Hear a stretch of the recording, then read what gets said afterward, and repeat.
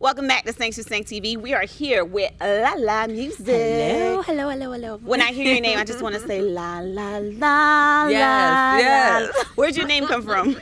It's actually a mixture of my first name and my middle name. Okay. And I'm not going to tell nobody what it is really. But because you know that was a follow-up. But what is it? Okay. So I'm not going to say, but right, it we're is. Stick to LALAH Music. Yeah. I love the Afrocentric vibe you're giving. you. I was complimenting you, Offset, about your sister locks and the process and everything. It's really gorgeous. Thank you But we're so not here to much. talk about that. We're here to talk about your artistry.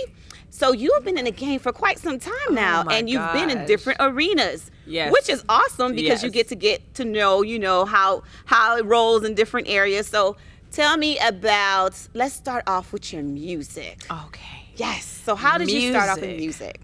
Music, everything kind of meshed together with all of my little sectors. Honestly, I started off as a dancer first. Right. So I was in high school and I was just doing dance, and it was another female artist here by the name of Lady Love. No, not Lady Love. It's not Lady Love. Okay, because I forgot her name. I was just roll with it. He was like, yeah, okay. But I'm so sorry. I completely forgot her name. She would probably kill me. But she was trying to give you a shout out. I was. Just know that she was giving you love. Okay.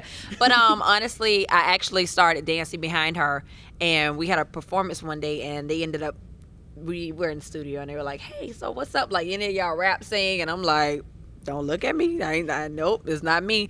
So the producer ended up saying like, "Hey, go ahead and just get in there and do something." So when I went in, I was like, "Ooh, it was horrible. It was horrible." Oh, the first time was horrible. It was horrible, but it was potential there. Then this was back in like MySpace days. So he wrote me. He was like, "Yo, LALAH, you got potential. Like, what's up?" Yeah. My page is still up, by the way. I never had one. Listen, this is a struggle.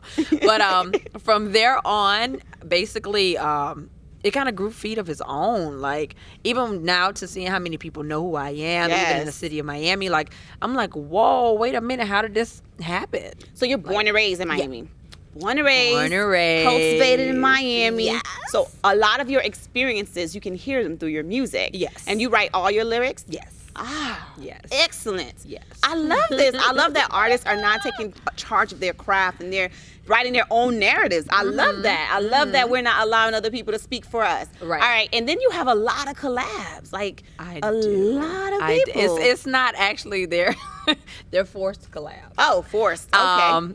When you listen to like my Audio Mac and things like that, it is a lot of features, right? Because I LALAH mix, which is like remixes. Okay. I LALAH mix everyone's records. Okay. Like, and I do that for a purpose. One, because I love the song. Right. So if I ever LALAH mix a record, I literally love that song. Like to the point where I'm like, I can do this record. Nice. Also to show the industry that, hey, we put this girl on a record with this artist and this sound, it'll get done. Nice. It'll come out popping. So you're already speaking for yourself through your work, through your music. Right. Love it. Right. So it's not like, oh, she has potential. No, here's the facts. This is the evidence right here. This is what it sounds like. Right. Put it out now. Okay. Right. So being born and raised in Miami. Right. Tell me, how did that help cultivate your artistry? You know what? It kept me open to a lot. I grew up in North Miami. I'm from Opelika, but I grew up in North Miami. Okay. So I was around a lot of Haitians, a lot of Jamaicans, a lot of Hispanics. Definitely so I kind of was around a mesh, So it kind of helped me to adapt to different sounds. Yeah. And different genres of music and different feelings. And I was that weird child that watched Telemundo when I was little. So you learned to understand Spanish. I do not. Okay. I mean, but I watched it. Okay. I think if I had the translation, I might have learned. But no, I was just that weird child. But. I mean, I'm sure it will help somewhere down the line. Yeah, I get it. So music was it for you, and dance? Music and dance. Yes. All right. So how did you shift from, you said you did the studio thing, and then you shifted because they saw potential in you. Right. Was it the person that introduced you to music? Yes. He's the one that saw the potential, and that gave you enough drive to... Who is this person? Yes. His name was Professor. I don't know where he is. Okay. Mind you, this was 10 years ago. Okay. And if you hear me 10 years ago versus now, you'll be like, that's not Lala. Really? That is not Lala. I mean, we all have room for growth. Listen. It was a big room for growth.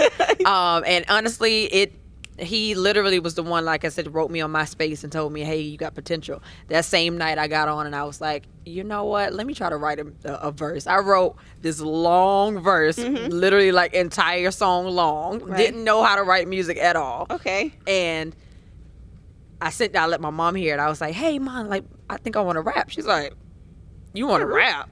She was like, listen, let me tell you something. If you whack, I'm going to tell you. I love that.